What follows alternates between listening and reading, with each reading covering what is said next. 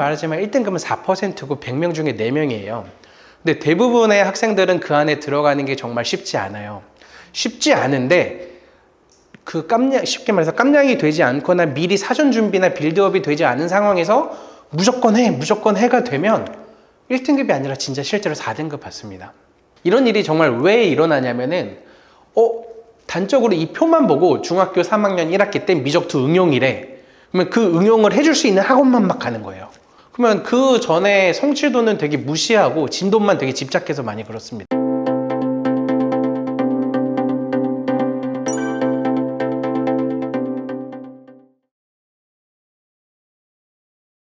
네, 안녕하세요.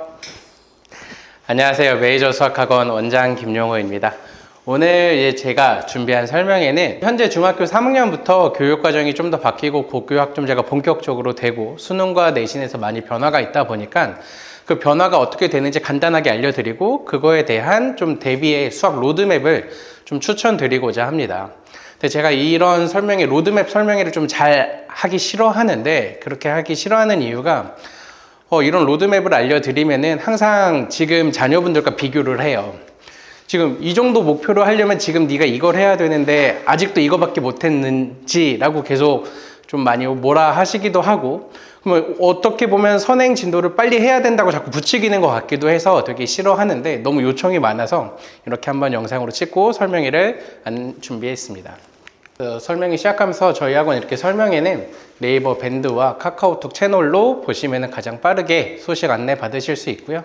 카카오톡 채널 요즘 많이 사용하시니까 카카오톡 채널에 반포 메이저 수학학원 검색하시면 채널 등록하셔서 확인하실 수 있습니다. 먼저 제 소개 간단하게 드릴 텐데요. 김용호 원장이라고 해서 저 이 사진을 한 5년, 6년 전에 찍었던 것 같아요. 근데 이렇게 설명회하고 영상 많이 보시는 분들이 제가 정말 맞는지 가끔 많이 물어보셔서 최근에 사진을 좀 다시 찍었는데, 제가 보기엔 저 같지 않은데 좀 이번에 좀 많이 닮았나요?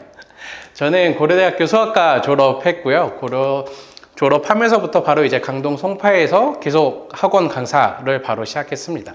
그래서 분당에서 부원장하고 이제 반포 메이저 수학학원에서 원장한 지 이제 3년 차가 되고 있고요. 학생들을 가르친 지는 벌써 이제 19년째 가르치고 있습니다. 오늘 알아볼 목차는 먼저 입시 제도 개편과 달라진 수능과 내신 간략하게 좀 더 알아볼 거고요. 그 다음에 이제 바뀐 수학 커리큘럼, 수학학원이다 보니까 수학학원의 커리큘럼이 좀 바뀌었어요. 그래서 어떻게 바뀌었는지에 대해서 좀 알려드리고, 그 다음에 목표 등급에 따른 고등학교 수학 좀 추천 로드맵을 알려드릴까 합니다.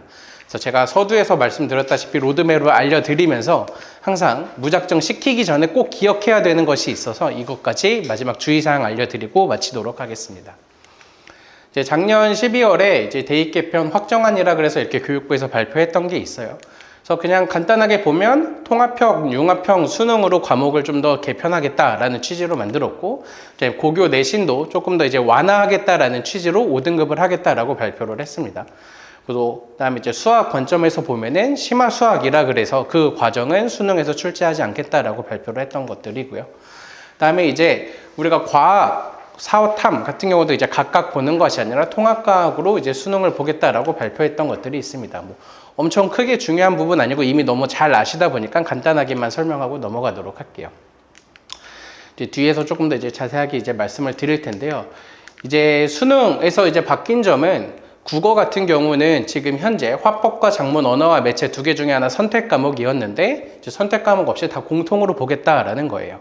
그래서 다른 과목들도 되게 다 마찬가지인데, 현재 수능의 이제 가장 큰 기조는 학생들의 다양성을 반영하면서 선택을 좀 여지를 주고 내가 잘하는 거, 네가 하고 싶은 거, 전공과 조금이라도 관련이 있는 걸 선택해봐라 라는 게 지금의 수능 취지였고요. 이제 바뀐 수능에서는 선택 과목이 없이 선택 과목에 따른 유불리를 없애기 위해서 모두 다 공통 과목으로 보겠다라는 게 이제 바뀐 수능의 가장 큰 특징이라고 보시면 좋을 것 같아요. 그래서 국어 같은 경우도 이제 공통 과목으로 본다라는 거고요. 이제 수학 같은 경우도 현재는 공통 과목과 이제 한 과목을 추가했는데, 현재 고등학생들 기준으로 수원, 수투가 이제 공통 과목으로 출제가 되는 거였고요. 이제 확률과 통계, 미적분, 기하 중에 3과목 중에 하나를 선택해서 보는 게 이제 현재 고등학생들의 수능 커리큘럼입니다. 물론 저기에는 고등학교 1학년 수학인 수학 상하가 없기는 한데, 이건 당연히 구구단을 알아야지 다음 거 해야 되는 것처럼 고등 수학 상하도 당연히 포함되어 있다고 보시면 될 것 같아요.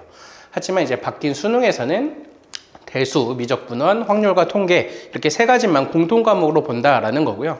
대수는 현재 기준에서 수학 1에 해당하고요. 그다음에 이제 미적분 1은 현재 기준에서 수학 2에 해당하고 확률과 통계는 현재와 동일한 확통이라고 보시면 좋을 것 같습니다. 그래서 뒤에서 조금 더 자세하게 말씀을 드릴게요. 그다음에 현재 영어와 한국사는 지금과 크게 다르지 않게 똑같이 본다라고 보시면 좋을 것 같고요. 그다음 이제 수학이 달라진 것처럼 이제 과학도 많이 달라졌는데 현재는 이제 문과 학생들은 사탐을 선택을 했고요. 이과 학생들은 과탐을 선택을 했죠. 사탐은 9개, 그다음에 과학은 8과목 중에서 총 2개를 선택을 했고, 좀 이제 내신 같은 경우는 더 많이 하는 경우도 있었지만 수능에선 2개를 선택해서 수능을 보고 있었습니다. 이제 바뀐 수능에서는 고등학교 1학년 때 배우는 통합사학, 통합과학을 배우게 되는데 이렇게 전문화된 세분화된 과목이 아니라 통합사회, 통합과학을 수능을 보겠다라는 게 이제 개편 사탐과 과탐이라고 보시면 될 것 같아요. 수학과 같이 엄청 많이 바뀐 거거든요. 실제적으로 내가 물리를 하는 거랑 통합과학에서 물리가 조금 나오는 거랑은 난이도 차이가 많이 납니다. 그래서 과학 같은 경우도 이제 수능에선 정말 많이 바뀌었다라고 보시는 게 이제 일반적일 것 같아요. 여기까지만 보면 수능이 어떤 생각이 좀 드시나요? 변별력이 조금 없어졌다라는 생각이 들 수밖에 없죠. 그래서 변별력이 없어졌다 보니까 내신도 같이 되게 꼭 중요하게 챙겨야 된다라고 좀 생각을 많이 들고요. 그다음에 이제 뒤에서도 이제 입시 제도가 지금 현재 중학교 3학년이 이제 대입이 되는 입시 전형 제도가 정확하게 나오지는 않았지만 일반적으로 저희가 이제 생각을 하기에는 수능 같은 경우도 지금 100% 정시에서 수능만으로 반영하는 것도 좀 많이 없어질 가능성도 되게 많고요. 그다음에 현재 교과로 100% 내신으로만 진행되는 경우도 좀 더 많이 없어지고 최저 등급도 되게 많이 올라갈 것이다 라는 생각을 많이 하고 있습니다. 그래서 일반적으로 이제 수능에서는 이렇게 좀 변화가 되고 있다.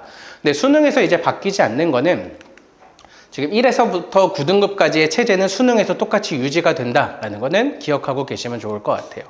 이거는 이제 바뀐 수능에서 1에서 9등급제, 그러니까 1등급은 저희가 가장 잘 알고 있는 4%, 2등급은 이제 11%까지 해당하는 것들이고요.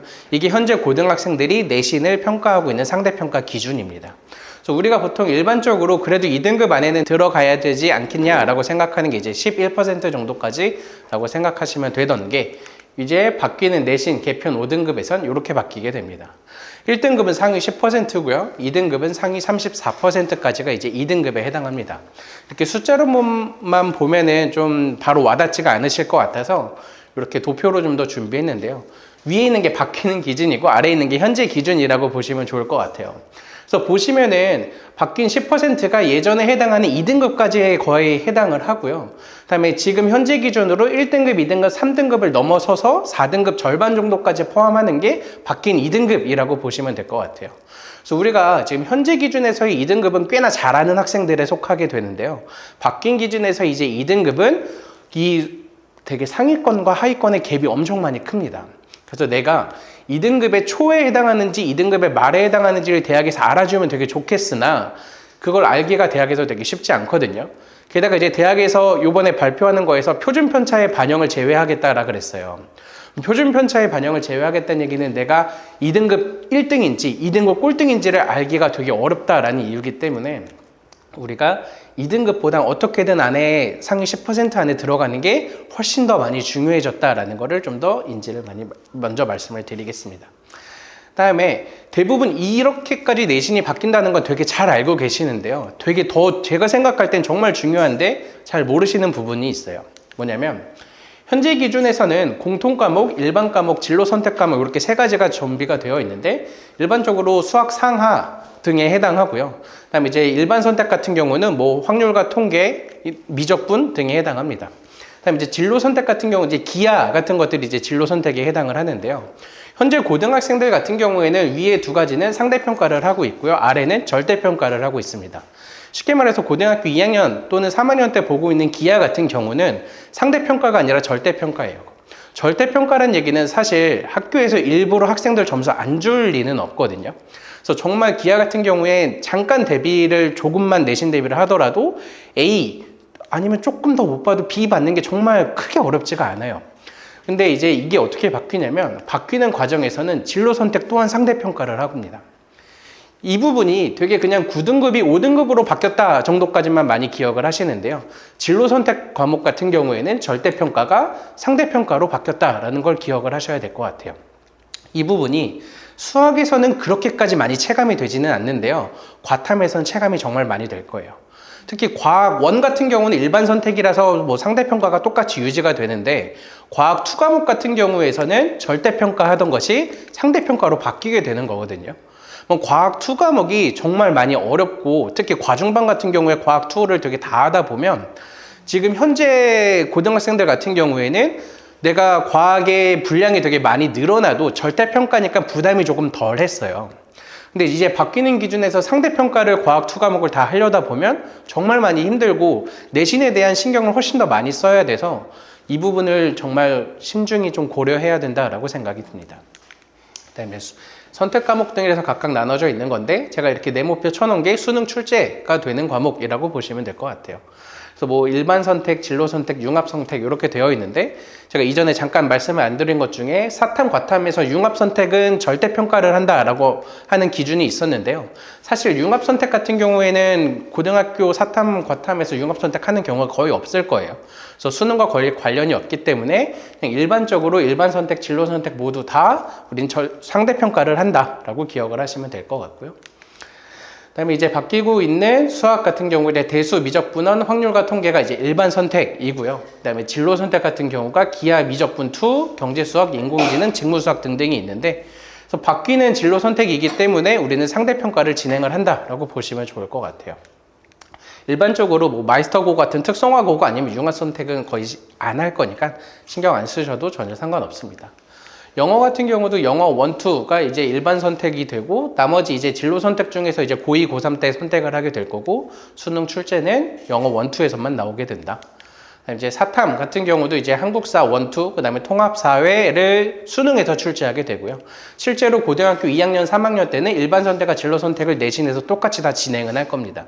그래서 대부분 학생들이 많이 하는 뭐 윤리 또는 이제 세계지리 같은 경우는 일반적으로 내신 과목으로는 계속 유지는 해야 되겠지만 수능에서는 배제가 된다라고 생각을 하시면 좋을 것 같고 여기 나오는 융합 선택은 절대평가이지만 대부분 이 근처에 있는 파락군 고등학교는 거의 선택의 여지를 주지 않을 거라서 거의 없다시피 생각하셔도 됩니다.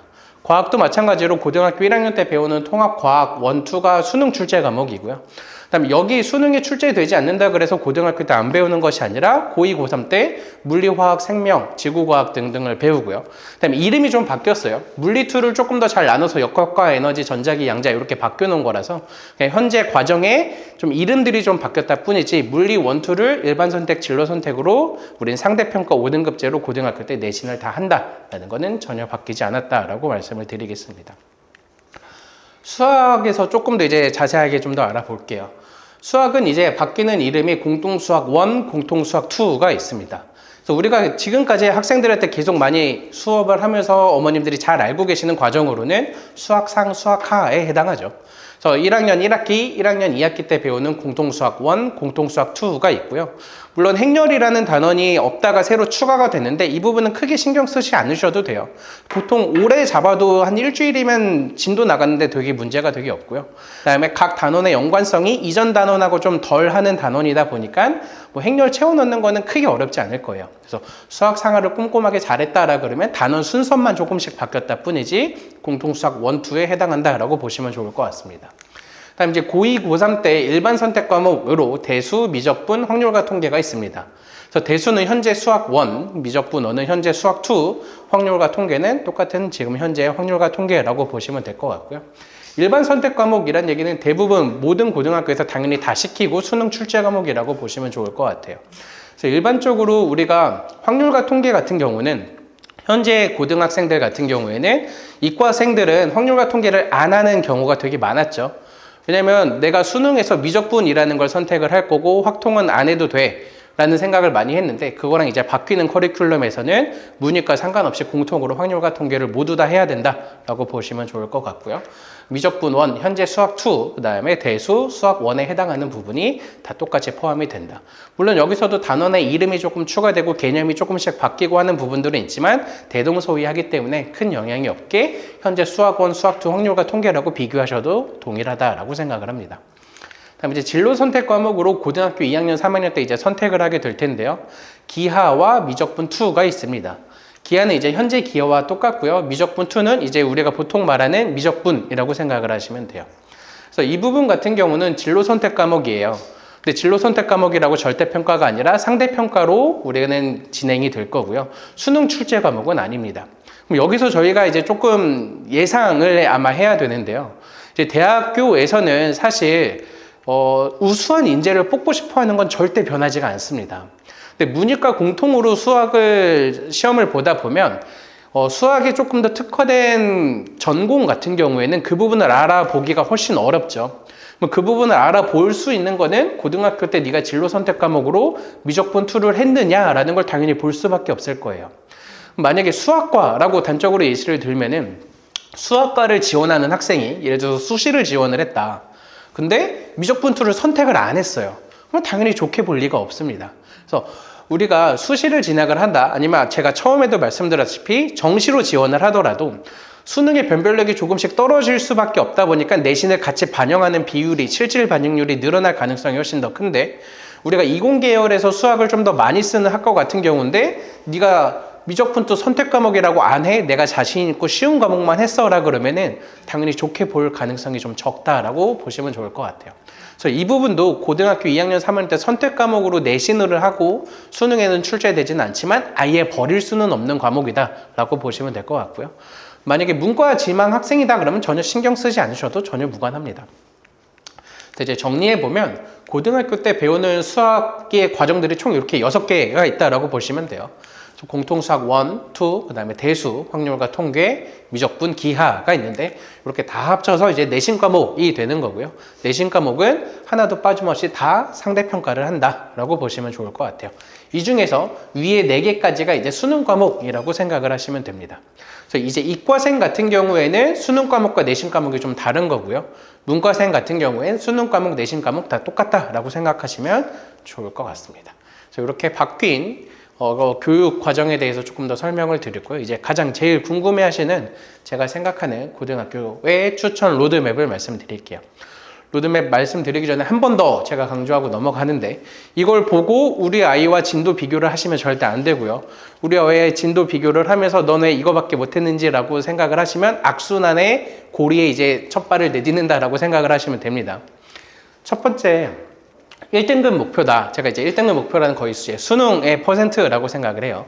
1등급 4% 이제 이내에 들어가는 게 목표다라고 생각을 하는 학생들 같은 경우에는 1학기, 2학기, 고3 때는 당연히 수능 대비를 해야 되겠죠.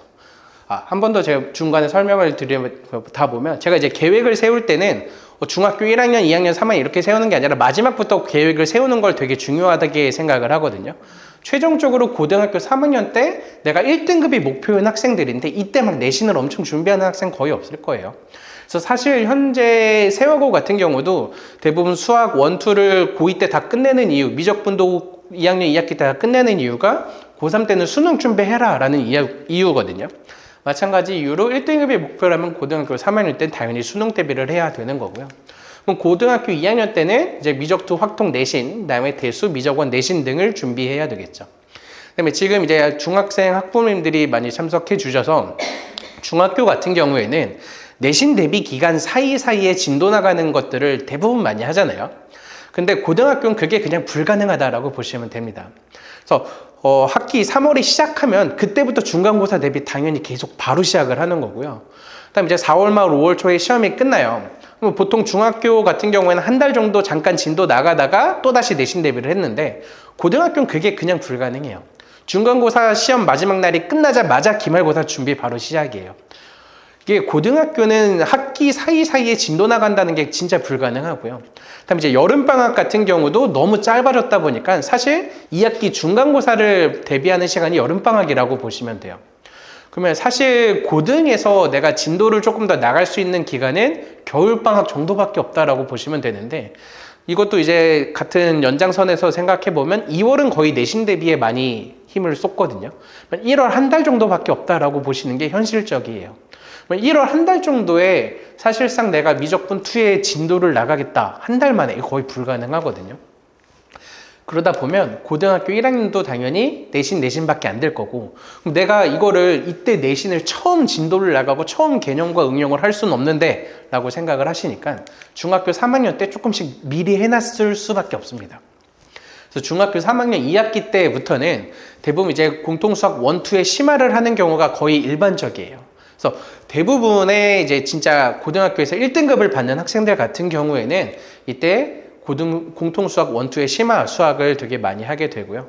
심화 수학이라고 하는 거는 우리가 진도 나가면서 중학생 1, 2학년들이 하는 심화랑 다르게 내신의 심화거든요. 내신의 심화는 정말 수준이 좀 많이 다릅니다. 현재 실제로 기출문제를 풀면서 거기서 맞출 수 있는 문제들은 뭐 EBS 올림포스 고난도라든가 아니면 많이 쓰는 고쟁이라든가 여러 가지 되게 어려운 심화 교재들이 많은데 그걸 이 시기에 해야 돼요. 그건 사실상 진도 나가는 중학교 1, 2학년 때 하기가 되게 어려운 과목이라서 이때 시간 배분을 정말 많이 하고 해야 됩니다. 이제 그 전에 어느 정도의 진도가 끝났어야 되는 거겠죠. 그럼 진도가 끝나려면 중학교 이제 3학년 1학기 때 미적분 2라는 걸 좀 했어야 한다라고 생각을 하고요. 이때 응용을 하기 위해서 미적분 2의 개념은 이때 맞췄어야 되는 거예요. 그래서 현실적으로 중학교 2학년 2학기 때 미적분 2 개념을 하고 있다가 되고 중학교 3학년 1학기 때 미적분 2의 응용을 문제를 하면은 이 정도의 커리큘럼이 좀 더 맞춰지고요. 당연히 이제 한 학기 때 동안 그러면 미적 1의 응용, 미적 1의 응용을 이때 하기 위해선 한 학기는 전에 미적 1 개념 등등 이렇게 계속 반복이 돼야 되겠죠.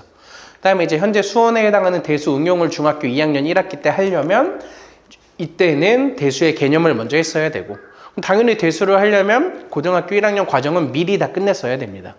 이때 다 끝나게 되려면 사실 현실적으로 정말 이렇게 되게 바라다 보면 중학교 1학년 1학기 때는 고등수학을 시작해야 될 수밖에 없다라는 결론에 다다르게 돼요. 제가 이걸 하면 정말 제가 많은 학생들 진짜 많이 가르쳐 봤는데 이대로 진행되는 학생 진짜 별로 없어요. 근데 잘 생각해 보시면 진짜 4% 이내에 드는 학생도 정말 별로 없어요. 잘 생각하시면은 온천중 같은 경우에서 4%라는 건 거의 그냥 한 자릿수 정규 등수거든요. 한 자릿수 등수가 그냥 되게 누구나 할 수 있는 건 아니잖아요. 당연하겠지만 이렇게 되는 커리큘럼이 누구나 할 수가 없다라는 거 한 번 더 되게 강조를 드릴게요. 현실적으로 지금 내가 1등급을 바라보는 것보다 조금 더 안정적으로 한 2등급 정도가 된다가 되면 한 학기씩 좀 밀린다라고 보시면 될 것 같아요. 일반적으로 우리가 앞에서 배웠는데 여기서는 이제 저희가 이제 미적분 2까지 제가 다 넣었거든요.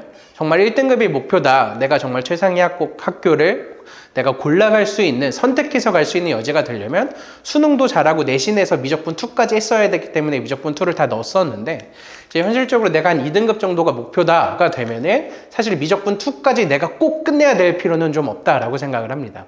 그래서 미적분 2를 좀 제외해 놓고 생각을 하면은 조금 한 학기 정도의 여유가 좀 더 생긴다라는 걸 강조드리고 싶어요. 이게 이제 바뀌는 내신 등급에서 이제 새로운 1등급이 될 거예요. 그래서 새로운 내신 1등급이 내가 어느 정도 그 안에 들어가는 게 목표다가 되면 사실 현실적으로 미적분 2까지 꼭 진짜 무리해 나가면서 맞춰야 될 필요는 전혀 없고 미적분 1 정도까지만 이제 응용 단계를 좀 끝내놓으면 좋다라는 걸 좀 더 말씀을 드릴게요.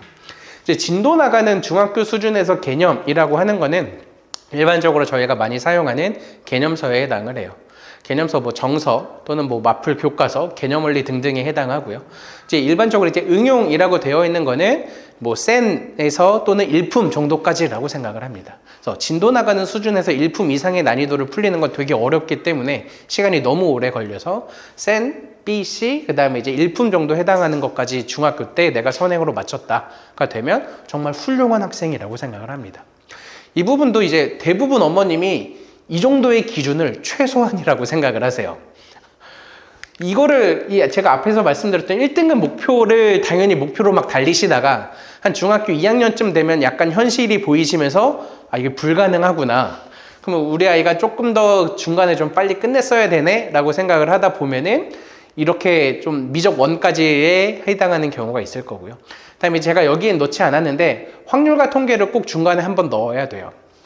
그래서 확률과 통계 같은 경우는 대부분 많이 시간이 오래 걸리는 과목은 아니기 때문에 한 여름방학에 한 4주에서 한 5주 정도 투입하면 가능은 하거든요. 그래서 보통 일반적으로는 중학교 2학년 여름방학이나 중학교 3학년 여름방학 때 확률과 통계하는 경우가 좀 더 많다라는 걸 말씀을 드릴게요. 이게 이제 요즘 대치에서도 되게 많이 바뀌고 있는 트렌드인데 작년, 재작년만 하더라도 확통은 안 하고 가더라도 미적투는 하고 갔거든요. 근데 요즘에는 미적투 안 하고 확통을 하고 가는 게 무조건 더 먼저라고 많이 말씀을 드리겠습니다. 그래서 우리가 일반적으로 이제 바뀌는 이름으로 대수와 미적분 원까지 맞췄다면 확률과 통계를 요 사이에서 한번 해주시면 가장 이상적이다라고 한 번 더 말씀을 드립니다. 그래서 제가 생각하는 이제 2등급 목표인데 이것도 되게 정말 빠듯해요. 사실 중학교 1학년 1학기 때까지 중등 과정을 끝내놓은 학생이 정말 많이 없잖아요. 조금 더 완화해서 이제 저 오타네요. 3등급 목표예요. 3등급 목표가 되는 경우 같은 경우에는 미적 원의 응용까지 할 필요 없이 어느 정도 개념까지만 좀 더 끝내놨다라고 생각을 합니다. 그래서 대부분 학생들이 여기에 속해요. 이게 우리 아이가 한 중학교 입학하기 전부터 중등 수학을 만약에 시작을 했다가 되면 한 중학교 1학년 정도면 어느 정도의 중등 과정이 끝나기는 하거든요. 그럼 중학교 1학년 1학기, 2학기에 거쳐서 중등 3학년의 과정을 끝냈다가 되면 대부분 어머님들도 중학교 2학년 땐 고등 수학 해야지라고 많이 생각을 하시고 이거의 목표로 어느 정도 좀 생각을 하시는 게 좀 현실적으로 일반적인 학생들이 좀 진행 가능한 로드맵이 아닐까라고 생각을 합니다. 그래서 마찬가지로 요 사이에서 확통 개념 정도 하나 추가해 주시면은 좀 어느 정도 우리 아이가 고등학교 가기 전에 완벽하다라고 좀 더 말씀을 드리고요. 사실 저는 이것보다도 훨씬 더 추천을 하는 게 하나 더 있는데 목표는 4등급 목표라고 써놓기는 했는데 뒤에서 한 번 더 말씀을 드릴게요. 근데 이렇게 되면 사실 대수까지만 끝내고 가는 것도 정말 나쁘지는 않습니다. 그럼 우리가 아이 이제 수투, 미적분 원에 해당하는 건 정말 안 해도 돼요 라고 많이 생각을 하시는데 당연히 하면 좋죠. 하면 나쁜 걸 누가 모릅니까? 근데 고등 수학을 하려면 중학교 수학이 되게 완벽해야 되는데 중학교 수학이 완벽한 경우가 많이 없습니다. 그러니까 완벽이라고 말을 하면 조금 오해하실 것 같아서 최상위, 심화까지 정말 우리 아이가 다 잘 푼다고 완벽이 아니라 개념을 잘 알고 있다고 완벽이거든요. 근데 개념을 모르는 상태에서 고등학교 수학을 하다 보면 당연히 무너질 수밖에 없어서 이 정도까지는 그래도 최대한 양보해서 이렇게 진행을 하는 게 일반적으로 그래도 좀 현실 가능하지 않을까라고 생각을 합니다. 물론 제가 여기까지만 하더라도 4등급 목표면은 대부분 한 30% 내외에 해당해요. 30% 내외가 그렇게 사실 전국적으로 보면 못하는 학생들은 아니긴 하거든요. 그러면 이것보다 못하는 학생들도 되게 당연히 많을 텐데 일반적으로 이제 대수까지 버리고 공통수학 1, 2의 응용까지는 무조건 고등학교 입학 전에 해야 된다라는 걸 기억을 하시면 좋을 것 같아요. 그래서 이렇게 제가 등급별로 한번 쭉 말씀을 드렸었는데 되게 이제 제가 이렇게 말씀드리는 걸 싫어하는 이유를 한 번 더 말씀을 드리면은 1등급 목표 이제 이것만 기억이 나실 거예요. 오늘 집에 가시면 우리 아이는 1등급을 받아야 하는데 1등급을 받으려면 이렇게는 해야 되고 저 시기엔 저거 해야지 1등급이 가능하다던데 라고 많이 생각을 하시고 이것만 기억을 하시는데요. 다시 한번 말하지만 1등급은 4%고 100명 중에 4명이에요. 근데 대부분의 학생들은 그 안에 들어가는 게 정말 쉽지 않아요. 쉽지 않은데 그 쉽게 말해서 깜냥이 되지 않거나 미리 사전 준비나 빌드업이 되지 않은 상황에서 무조건 해가 되면 1등급이 아니라 진짜 실제로 4등급 받습니다. 이게 제가 너무 많이 경험을 했거든요. 분명히 전 이제 이 학원 하기 전에도 그렇고 고등수학 전문에서 되게 많이 있었어요. 고등수학에서 많이 하다 보면 중학교 수학을 차라리 안 배우고 왔던 애들이 훨씬 더 잘하는 경우가 되게 많아요. 또는 고등수학에 선행을 안 했던 학생들이 차라리 잘해요. 제가 정말 이렇게 고등학교 학생들 가르치다 보면 이걸 이렇게 배우고 왔나라는 생각이 되게 많이 들고요. 첫 번째는. 두 번째는 학생들이 이해가 안 되다 보니까는 다 외워서 와요. 외워서 오면 그 습관을 바로잡아 주는 게 너무나 오래 걸리거든요. 차라리 백지인 학생은 받아들이는 흡수가 되게 잘 돼요. 근데 어설프게 이 앞에 걸 따라가면서 내가 한 번은 배웠어라는 되게 학생들만의 자기도 모르는 자신감이 생기면 고등학교 때 수업을 안 들어요. 다 아는 것 같은데 저 얘기를 왜 또 하지라는 생각을 하면서 수업을 안 들으면 그걸 고쳐나가기가 훨씬 힘들거든요. 그러니까 저게 가능한 학생들이 하는 거지 누구나 저걸 목표로 다 시키면은 우린 4등급을 받는 학생들이 정말 되게 많습니다. 실제로 중학교 학부모님들한테도 항상 말씀드리는데 또래인 중학교 학부모님들한테 정보 얻지 말고 고등학생 학부모님들한테 정보 얻으라고 많이 말씀드려요. 그러면 진짜 저렇게 시키지 말라고 다 누구나 저렇게 얘기를 하시거든요. 정말 4등급을 받기 때문에 그렇습니다. 이런 일이 정말 왜 일어나냐면은 단적으로 이 표만 보고 중학교 3학년 1학기 때 미적투 응용이래. 그러면 그 응용을 해줄 수 있는 학원만 막 가는 거예요. 학원 상담할 때도 전화해갖고 지금 미적분 2 할 차례인데 미적분 2 수업 되나요? 그러면 그 전에 성취도는 되게 무시하고 진도만 되게 집착해서 많이 그렇습니다. 그래서 이런 표 자체를 보여드리는 걸 되게 싫어하는데 그냥 참고 삼아 하시기를 한 번 더 말씀드릴게요. 그래서 제가 이제 상담을 하면서도 어머님들한테 너무 진도에 조금 많이 목매시면 안 된다라는 걸 되게 많이 말씀을 드리면은 공통적으로 학부모님들이 하시는 말은 저는 복습해도 괜찮다라고 생각을 하는데요. 아이가 그러면 너무 재미없어 할 것 같아요. 수학 재미로 하는 거 아니거든요. 그다음에 아이가 너무 지쳐할 것 같아요. 사실 제가 진짜 저희 학원 입학처에서 보면 학생이랑 제가 상담을 해요. 학생 상담하고 학생한테 물어보면 너 솔직히 좀 두려운 과정이 어디야? 그러면 다 현재 과정을 말해요. 미적분 1 할 차례인데요. 만약에 이제 수학 상하가 너무 사실 두려워요. 라고 학생들이 진짜 그렇게 얘기를 하거든요. 근데 학생들한테 그 얘기를 듣고 제가 어머님들하고 이제 상담을 하면 우리 아이 고등학교 1학년 거 한 1년은 넘게 했어요. 이제 미적분 해야 돼요. 이렇게 얘기를 해요. 그러니까 진도에만 되게 많이 이야기를 하시고요. 되게 안타깝지만 학생보다는 학부모님들이 조금 더 진도 늦어지는 걸 좀 많이 싫어하시는 것 같기는 해요. 그러니까 저는 아직 아이가 없기는 해서 이게 많이 이해가 되지는 않지만 주변하고 비교가 될 수밖에 없는 것도 사실이에요. 근데 비교되면서 1등급 목표로 하다가 실제로 고등학교 때 딱 까보고 나니까 4등급을 받고 싶으신 게 아니라면 정말 그렇게 하면 안 됩니다. 무리한 진도는 당연히 학생에게 개념 이해가 전혀 안 됩니다. 개념 이해가 안 되면 어떻게 할까요? 학생들이 숙제를 다 못하면 학원하고 학부모님들한테 당연히 혼나요. 숙제 다 안 해왔는데 이거 잘했다. 한 문제라도 풀었네. 사실 이렇게 하는 학원 없거든요. 그러면 숙제를 안 하면 혼나요. 뭐 혼나긴 좋아하는 학생들 전혀 없죠. 안 혼나야 되잖아요. 그러면 외워요. 이 개념으로 이렇게 풀었구나. 이런 개념이니까 이런 문제가 나올 수밖에 없고 이런 문제가 출제될 수밖에 없구나라는 걸 이해하고 수학을 접근해야 되는데 그게 아니라 이런 유형은 이렇게 풀어야 돼 라고 외워요. 안 혼나야 되니까. 외우는 학생들은 차라리 난데 베끼는 학생들이 정말 많아요. 해설지를 베끼면 해설지를 뺏으면 되지 않나요? 하는데 요즘에 핸드폰 어플로 너무 많이 어플로 풀이법을 쓰죠. 그래서 이게 되게 악순환이죠. 그렇게 되면 구멍이 생기죠. 이렇게 해서 진도를 나가도 내가 예를 들어서 공통수학 1에 해당하는 개념을 가지고 발전해서 공통수학 2 대수를 해야 되는데 공통수학 1의 개념은 전혀 이해하지 못하고 다 풀이법만 외웠으면 대수에서 안 풀리는 거예요. 안 풀리는 것뿐만 아니라 도대체 이게 무슨 소린가 하는 거겠죠.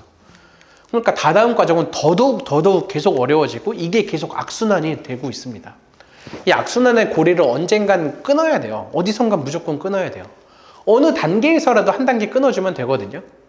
그러면 풀이법을 암기 안 시키고 해설지 안 베끼게 하는 게 제일 베스트겠죠. 근데 그걸 하려면 교재 난이도를 엄청 낮추면 돼요. 그러면 학생들이 이해가 안 돼도 어떻게든 풀리긴 하니까. 근데 그러면 그냥 진도를 한번 나갔다 뿐이지 사실 현실적으로 도움되지는 않아요. 그러니까 교재 난이도를 그렇게 낮추는 건 의미가 없고요. 개념 이해를 잘 시키면 되지 않을까요? 개념 이해를 잘 하려면 무리한 진도를 하면 안 되는 결론에 다다를 수밖에 없어요. 그래서 이게 도대체 어떻게 해결해야 되냐면 너무나 되게 당연한 건데 수없이 많이 들어왔던 개념 공부가 너무나 중요하다 하는 거 여기서 한 번 더 제가 말씀을 드리고 싶어요. 그래서 유형별 풀이법이 아니라 이해를 통한 문제를 풀어야 한다는 걸 한 번 더 되게 꼭 강조를 드리고요. 이해를 통한 문제 풀이를 하게 되면 학생들이 어떻게 받아들이냐면은 문제를 질문하려고 저한테 가져왔다가도 제가 한두 마디 하면은 알겠어요 하고 돌아가요. 이게 어느 정도 내가 개념을 바탕으로 이해하고 내가 몰랐던 한 부분만 딱 해소가 되면 학생들이 돌아가서 다시 푸는 거거든요. 근데 암기했던 학생들은 저한테 질문할 때 어떻게 하냐면요. 제가 끝까지 말을 다 해도 의문을 갖고 문제를 보고 있고요. 제가 끝까지 계산해 주길 바라는 거예요.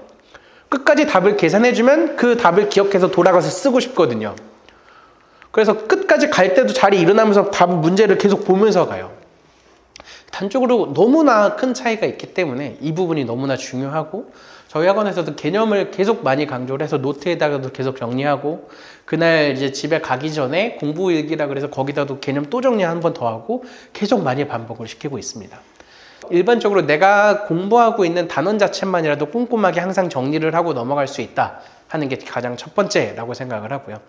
그다음에 어머님들이 이제 개념 공부라는 중요성에 대해서 학생들을 조금 더 체크를 한번 해보고 싶다. 근데 어머님이 직접 체크해 보시기에 사실 아이가 뭐라 대답하면 이게 맞는지도 잘 헷갈리잖아요. 그러면 뭘 물어보시면 되냐면, 네가 지금 배우고 있는 과정 목차 물어보시면 돼요. 목차를 대답할 수 있다는 얘기는 그 과정의 흐름을 기억하고 있다는 얘기거든요.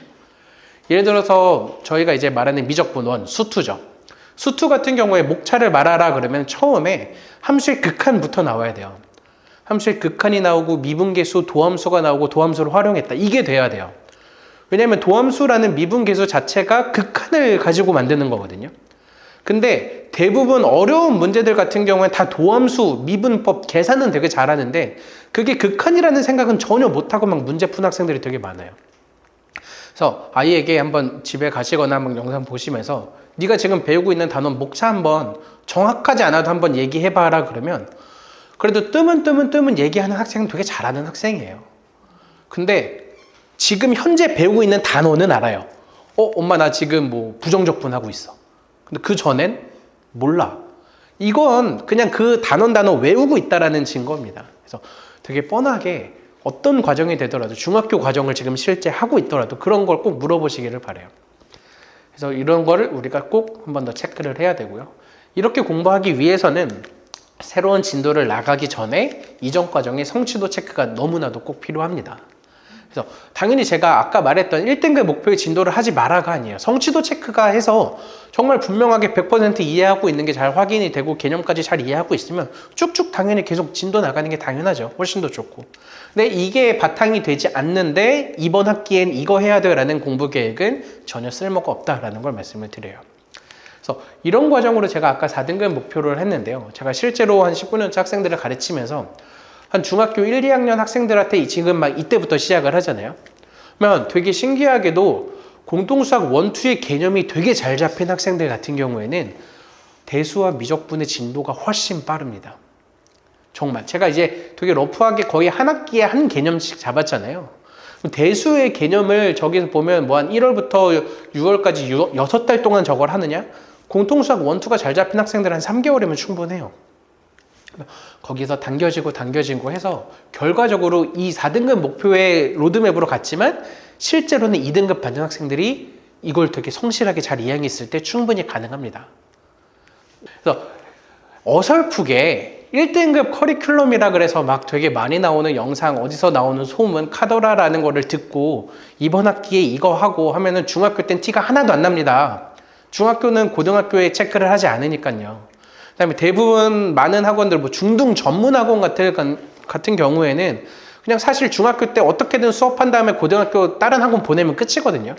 고등학교 다른 학원 가면 거기서 내신 잘 받든 못 받든 어차피 이제 우리 학원이 아니다라는 생각으로 해버리면 그냥 되돌릴 수 없는 거예요. 근데 저희 학원 같은 경우도 이제 중학교에서 고등학교 내신까지 쭉 같이 이어서 수업을 하고 있다 보니까 이걸 신경을 안 쓸 수가 없어요.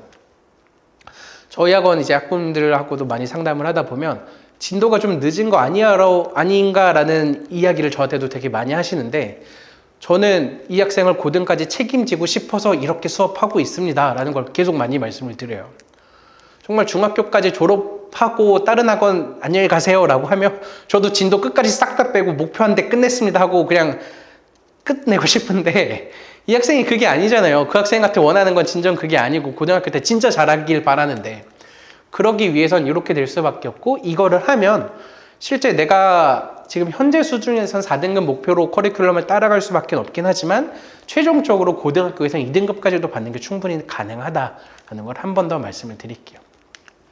마치면서 이제 진도가 조금 늦어져도 괜찮습니다. 이거 정말 되게 큰일 아니에요. 남들보다 내가 한 학기 과정 늦는다고 1년 과정 늦는다고 사실 큰 문제가 되지 않아요. 오히려 진도만 빼다가 중간에 말했듯이 아무것도 안 한 백지 학생들보다 훨씬 더 심각해지는 경우가 정말 고등학교 땐 제가 너무 많이 느꼈습니다. 그래서 어설프게 하느니 진짜 안 하는 게 낫고요. 하려면 제대로 해야 되는 게 너무나 중요합니다. 개념 공부 정말 확실하게 시키고 성취도 체크 중간중간 하면서 차근차근 소화시키면서 공부를 꼭 해야 되고요. 지금 당장은 느려 보일 수 있죠. 당연히 느려 보일 수밖에 없어요. 저 옆에 있는 애는 미적분까지 끝냈대더라. 미적분까지 끝냈는데 우리 애는 지금 수학 원하고 있는데 어떡하냐. 근데 미적분까지 끝냈더라도 그 아이의 성취도는 그 누구도 모르거든요. 성취도를 꼭 비교해야 됩니다. 그래서 고등학교 때 진학하면 참 그때 잘했구나라고 전 정말 생각하실 거라고 확신합니다. 그래서 당장은 느려 보이지만 차근차근 소화해서 가는 게 고등학교 때 정말 웃을 수 있는 길이고, 이건 저만 하는 얘기가 아니라 정말 고등학교 먼저 보내신 주변에 있는 어머님들한테 물어보면 다 똑같은 이야기들 하실 거예요.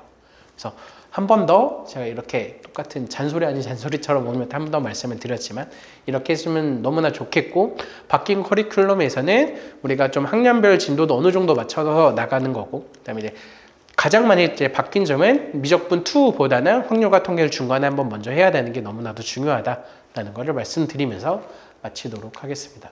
오늘 이렇게 참석해 주셨고 들어주셔서 감사합니다.